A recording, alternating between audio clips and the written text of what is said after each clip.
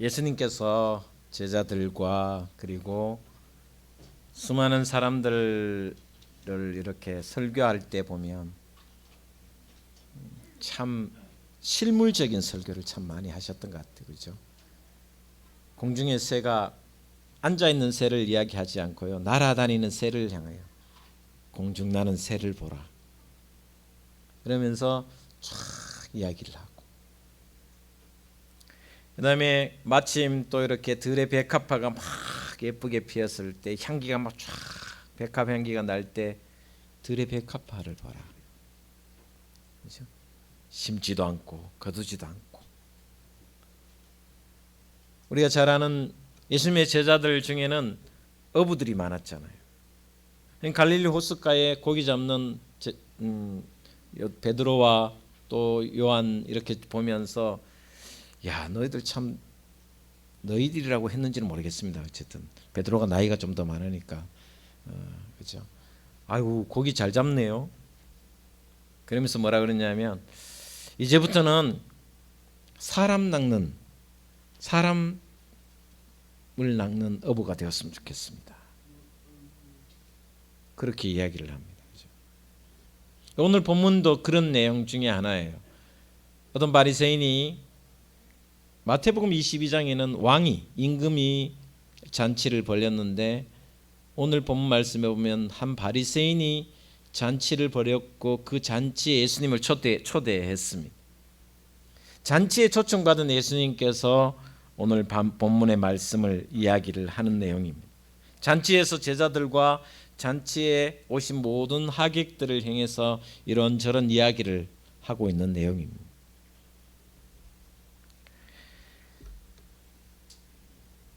오늘 본 말씀 마태복음 22장에도 나오는데 22장 4절을 보면 초청을 했는데 다시 다른 종들을 보내며 이르되 청한 사람들에게 이르기를 내가 오찬을 준비하되 나의 소와 살찐 짐승을 잡고 모든 것을 갖추었으니 혼인잔치에 오소서 하라 하였더니, 당시에는 예수님 시대에는 혼인잔치를 2번 초대를 합니다. 혼인식을 하기 전에 초대하고 혼인잔치 당일날 또다시 초대를 합니다. 초청하는 데는 문제가 없었는데 어떤 문제가 발생했냐면 초청한 사람들에게 문제가 발생했습니다. 이런저런 구실을 대기 시작합니다. 모두가 오늘 본 말씀에 보면 일치하게 한 사람도 빠짐없이 다 자기 나름대로의 이유가 있습니다. 오늘 본 말씀 18절, 19절, 20절에 보면 이렇게 성경은 기록하고 있습니다. 다 일치하게 사양하여 한 사람은 이르되 나는 밭을 샀음에 아무래도 나가보아야 하겠으니 청컨대 나를 양해하도록 하라 하고, 또 한 사람은 이르되 나는 소 5겨리를 샀음에 시험하러 가니 청컨대 나를 양해하도록 하라 하고, 20절에 또 한 사람은 이르되 나는 장가 들었으니 그러므로 가지 못하겠노라 하는지라. 밭을 사고 소를 사고 결혼을 했다는 게 그들의 잔치 초대에 거절한 이유입니다. 마태복음을 보면 더 냉정합니다. 더 냉정하게 거절하고 더 냉정하게 끊어냅니다. 우리가 잘 아는 외경서에 보면, 외경에 보면, 캐톨릭에서 하는 외경에 보면 도마복음이 있습니다. 도마복음에서도 더 냉정하게 이야기합니다. 4사람이 나옵니다.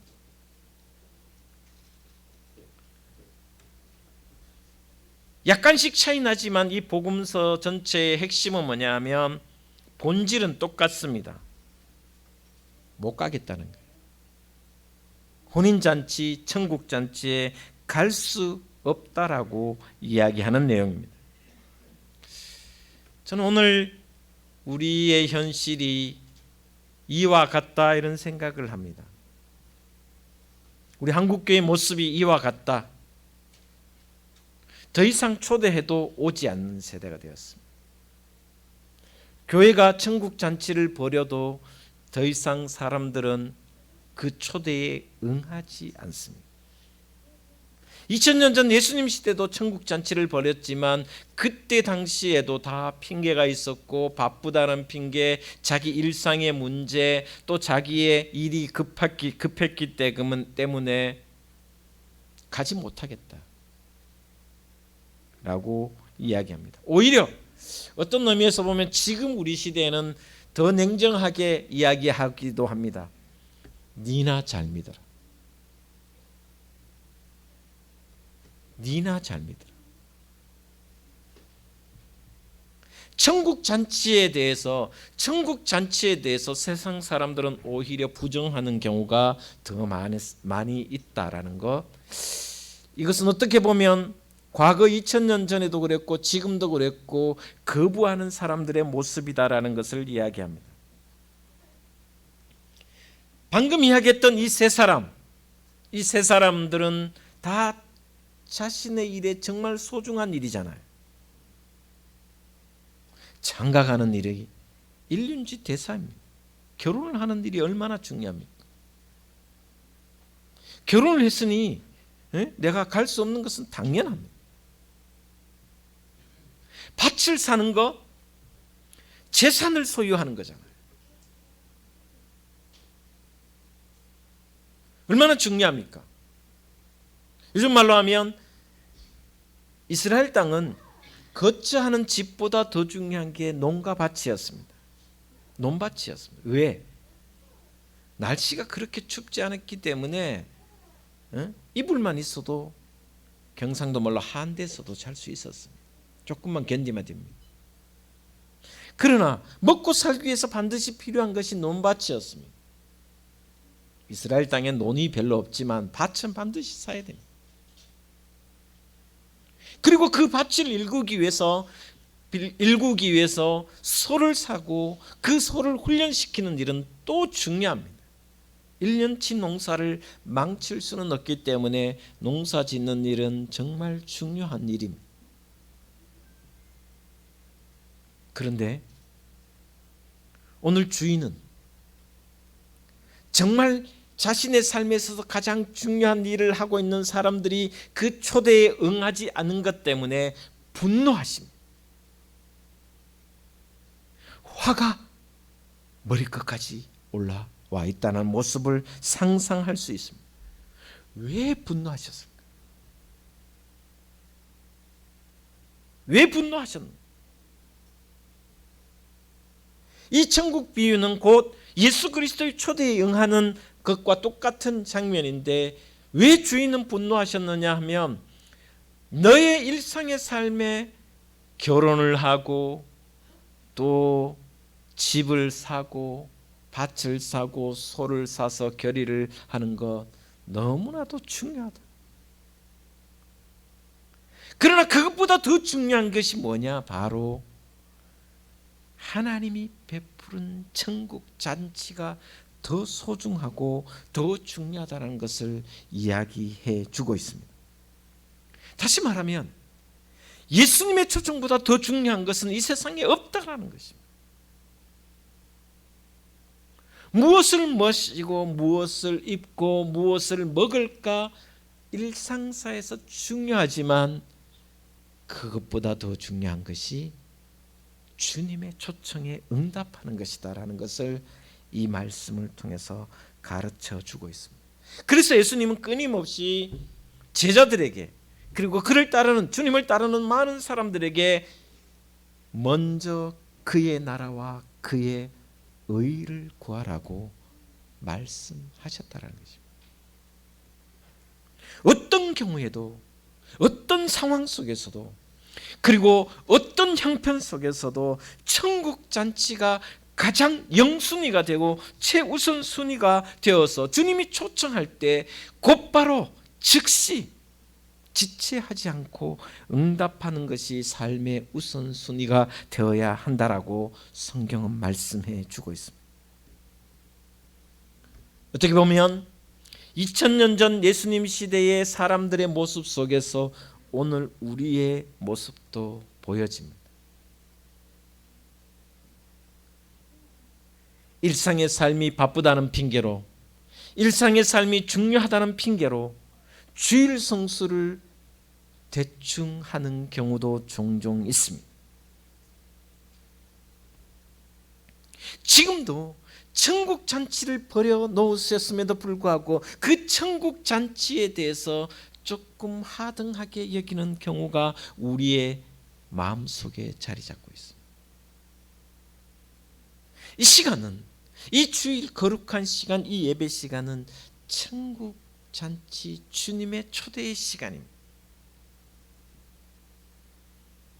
그런데도 불구하고 예배의 소중함, 천국 잔치의 소중함보다 일상의 삶이 더 중요하고 바쁘니 예배를 조금 뒷전으로 미루는 경우가 우리에게 종종 일어납니다. 혹이나 오늘 제가 이 말씀을 드린다고 잔소리로 여기지 마시고 예배의 중요성에 대해서 한번 깊이, 옛날 노아 시대, 구약 시대에도 똑같았습니다. 여러분 잘 아시는 노아 시대는 노아의 홍수가 나는 시기입니다. 노아가 산 꼭대기에서 120년 동안 배를 만들고 구원의 방주를 만들 때 끊임없이 사람들이 비웃었습니다. 저거 미친놈이라고. 이 산 꼭대기에 하늘은 맑고 비 올 소식이 없는데 무슨 배를 산 꼭대기에 만드냐고. 그러나 노아는 끊임없이 이야기했습니다. 아니다. 아니다. 하나님 반드시 이 땅을 홍수로 물로 심판하신다고 약속하셨고 그 약속의 말씀을 나는 믿는다. 내가 청하니 너희도 돌아와서 회개하라. 그때도 사람들의 변명은 똑같았습니다. 홍수가 일어나기 전까지, 그래서 홍수가 나서 멸망당하기 직전까지 자신의 죽음에 대해서 한 번도 생각하지 않았습니다. 우리가 잘 아는 마태복음 24장 38절에 성경은 이렇게 기록하고 있습니다.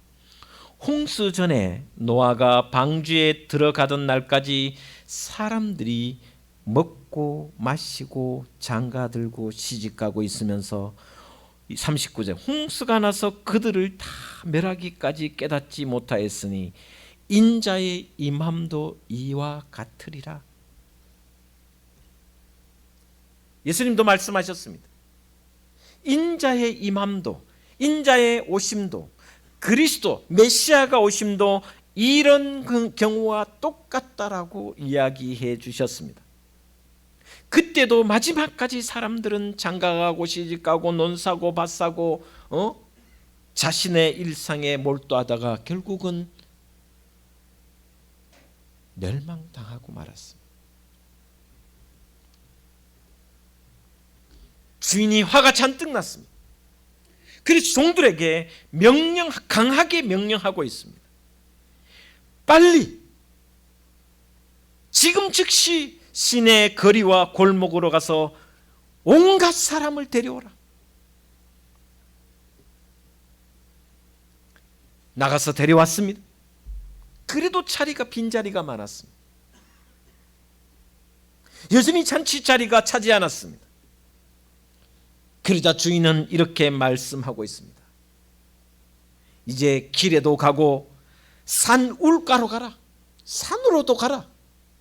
거기에 혹시나 한 사람이라도 있으면 거기에 가서 강권하여 내 집을 채우라.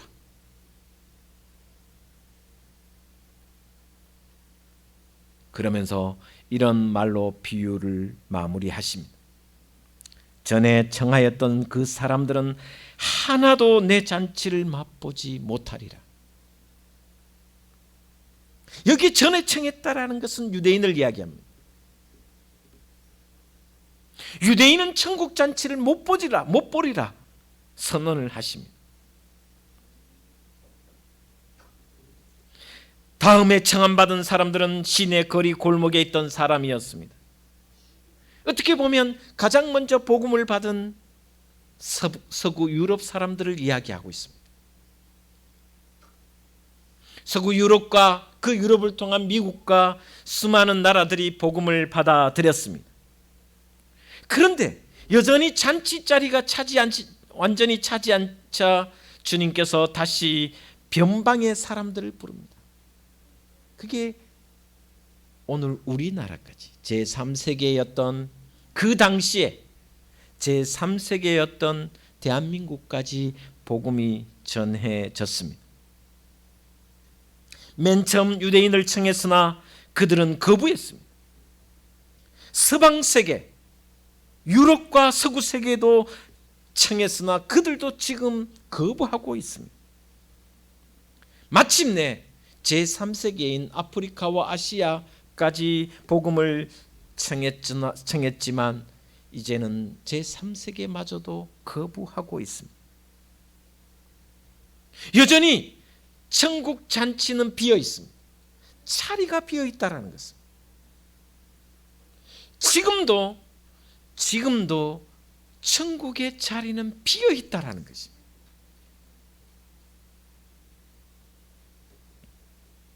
왜 비어 있을까요? 이 문제에 대해서 마태복음에 이렇게 성경은 기록하고 있습니다. 마태복음 22장 14절 이렇게 마무리합니다. 청함을 받은 자는 많되 택함을 입은 자는 적으니라.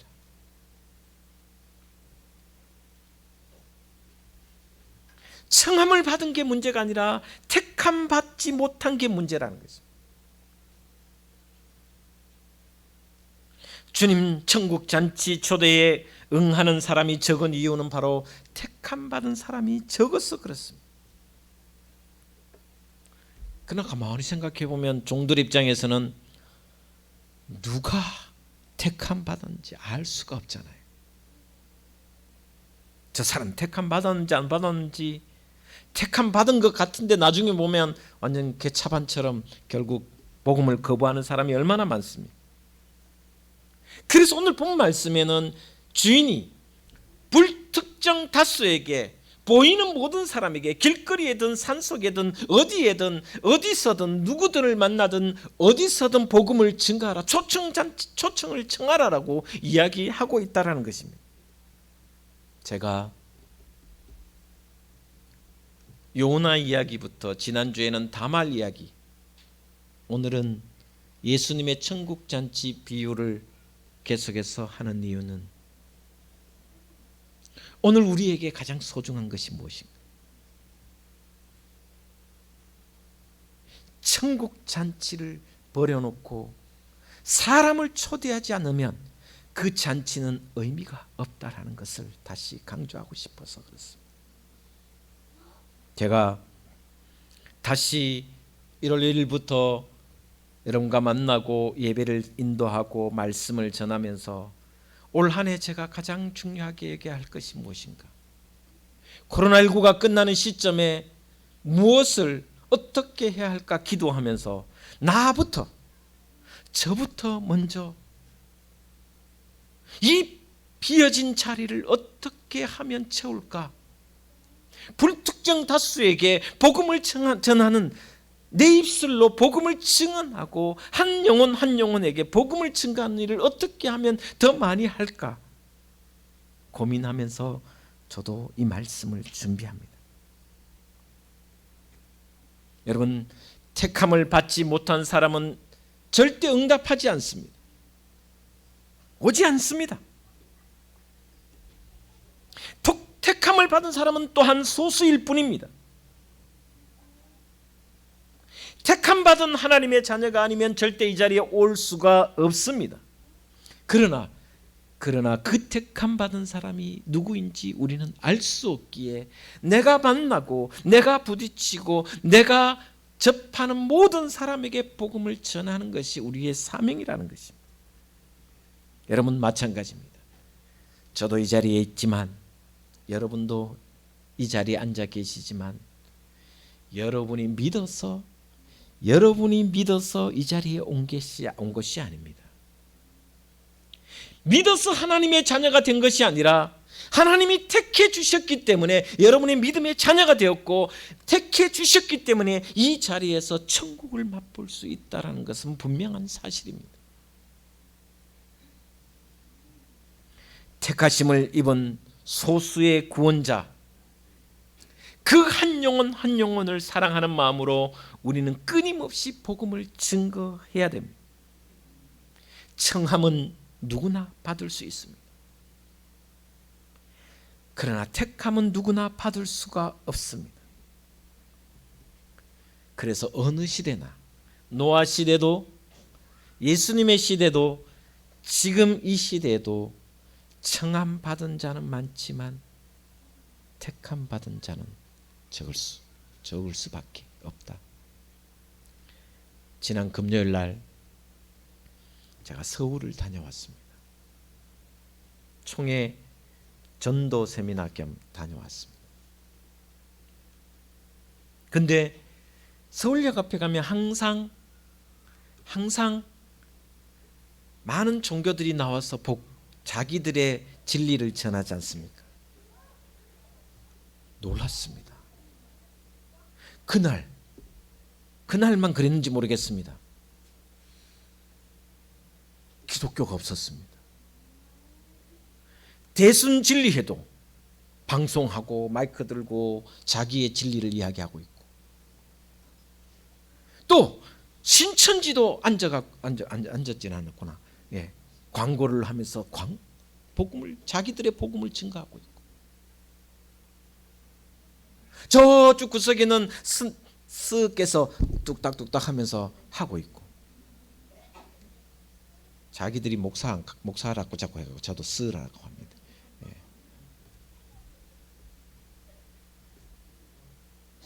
그날 제가 충격을 좀 받았습니다. 물론 전도의 방식이 너무 극단적이었고 너무 지나친 것이어서 좀 약간의 어떤 그런 것도 좀 있지만, 없는 것을 보니 정말 요즘 애들 말로 헐, 이런 느낌이었습니다. 이제는 가만히 생각해 보시면 지난 3년을 지나고 난 뒤에, 코로나19 3년을 겪고 난 뒤에 교회에서 전도단이 나와서 전도하는 모습이 거의 사라지고 있다는 것이 우리의 현실입니다. 제 후배 목사가 구리에 개척을 시작했다고 합니다. 부목사로 15년 있다가 서울에 있다가 구리에서 개척을 했습니다. 7년 됐다고 합니다.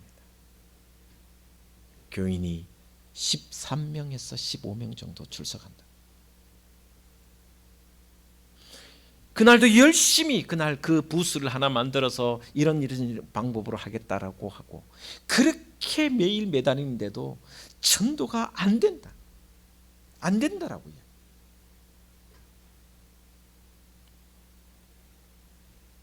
그럼에도 그 후배 목사가 얼마나 열정적인지, 형 가는 날까지 해보지요.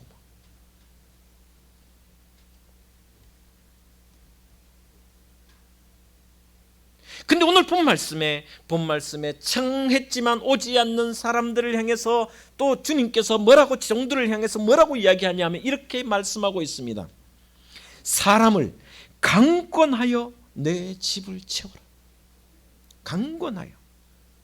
여러분, 이 강권이라는 말이 강하게 권유하여 이런 뜻이 아닙니다. 강제로라도 데려오라.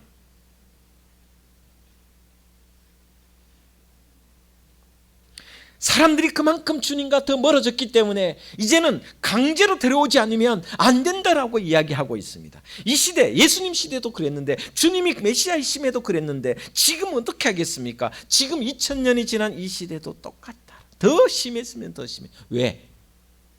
우리를 너무나도 잘 알고 있습니다. 우리의 고민이 여기에 있습니다.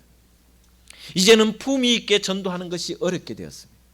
품위 있게 한번 와주세요 하면 니나 잘 믿어라. 어렵습니다. 제가 말씀드렸습니다. 다말이 구원의 족보에 오르기 위해서 수단과 방법을 가르지 않았듯이 이제는 강권하지 않으면 우리 집을 하나님의 전을 채우기 어려운 시대가 되었다라는 것을 다시 명심해 주셨으면 좋겠습니다. 여전히 하나님의 택한 백성은 이 성중에 있는 줄 믿습니다. 여러분이 속한 공동체에도 있는 줄 믿습니다. 그러면 내가 해야 할 일은 뭐냐? 이제는 강권해야 됩니다. 강제로라도 해야 된다는 것입니다. 그래도 전도가 어렵다. 그러나 그럼에도 전도를 해야 된다는 것입니다. 그것이 이 시대 우리 종들의 운명입니다. 여러분의 운명이고 저의 운명입니다. 그렇게 강권하지 않으면 택한 백성이랄지라도 잔치 자리에 나오기 어려운 시대가 되었습니다.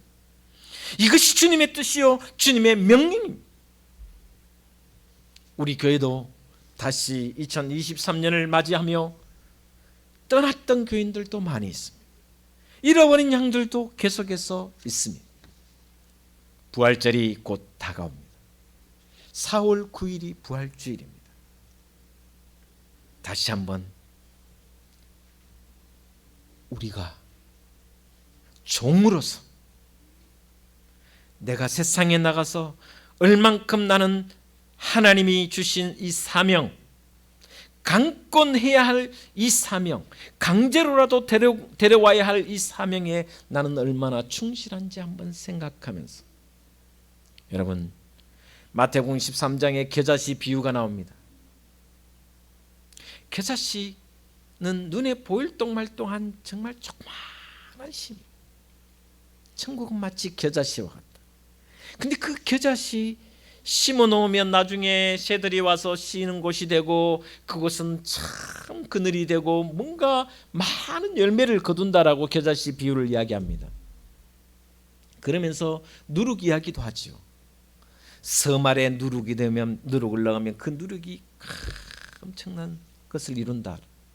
그런데 아무리 작은 씨앗이라도 심을 심어야 나무가 되지요. 누가 심습니까?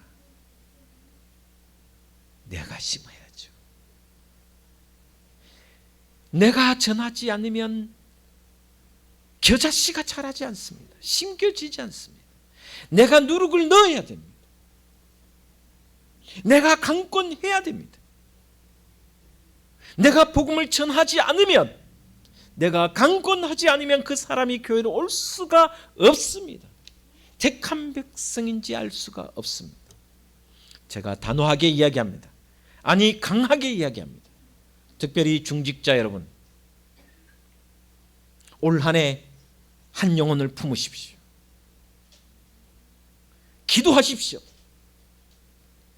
영혼을 위해 자신의 몸을 불사르십시오. 그래서 한 영혼이 다시 이 자리에 오는 그런 놀라운 일들을 만들어내는 그런 강권하는 하나님의 사람들이 되셔서 택함 받은 백성이 천국을 맛볼 수 있는 그런 우리 둥직 공동체가 되어서, 비록 지금 모든 교회들이 어렵다고 하는 이때에 우리 둥직교회가 다시 부흥하는 교회가 되어서 하나님이 기뻐하시는 놀라운 은총을 입는 그런 복된 둥직교회 여러분의 신앙이 되기를 주 예수 그리스도 이름으로 축원을 드립니다. 기도하겠습니다.